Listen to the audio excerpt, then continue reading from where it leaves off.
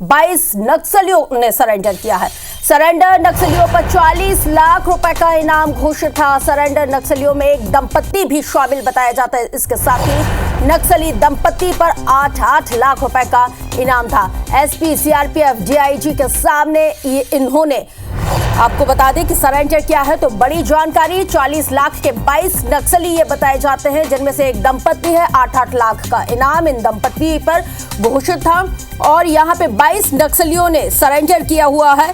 जिस तरह से केंद्रीय गृह मंत्री अमित शाह ने जो दावा किया है और वादा किया है देश की जनता के साथ, छत्तीसगढ़ की जनता से, कि 31 मार्च 2026 तक नक्सलियों के द्वारा जो होने वाली वारदात है, नक्सली हैं, उनको छत्तीसगढ़ से पूरी तरह से खत्म कर दिया जाएगा। और इसी कड़ी में एक बार फिर से ये बड़ी सफलता हाथ लगी है, जहां पर नक्सलियों ने 22 नक्सली बताए जाते हैं जिन्होंने सरेंडर किया है। तो बड़ी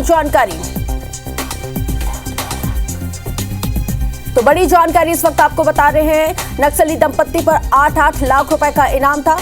तो इस वक्त की अहम जानकारी इस वक्त आपके टेलीविजन स्क्रीन पर।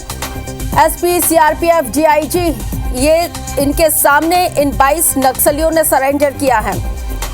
तो एक तो राज्य सरकार के द्वारा जो आत्मसमर्पण नीति चलाई जा रही है, उसका भी ये बहुत बड़ा असर बताया जाता है, जिसके चलते इनको मुख्य धारा से जोड़ने की कोशिश लगातार राज्य सरकार के द्वारा की जा रही है। और इसी कड़ी में और इन्हीं तमाम चीजों से इन्फ्लुएंस होकर, प्रभावित होकर, ये जो नक्सली है, जो हार्डकोर नक्सली है, वो लगातार आत्मसमर्पण नीति से प्रभावित होकर मुख्य धारा में खुद भी जुड़ना चाह रहे हैं, क्योंकि सरकार इनको मुख्य धारा में जोड़ने के लिए हर एक संभव प्रयास कर रही है। केंद्र सरकार की तरफ से भी कई योजनाओं का संचालन किया जा रहा है कि जो इंटरनल पॉलिसी है वो बेहद मजबूत यहाँ पे होती जा रही है। और इसी के चलते जो नक्सली हैं उनमें भी खलबली है।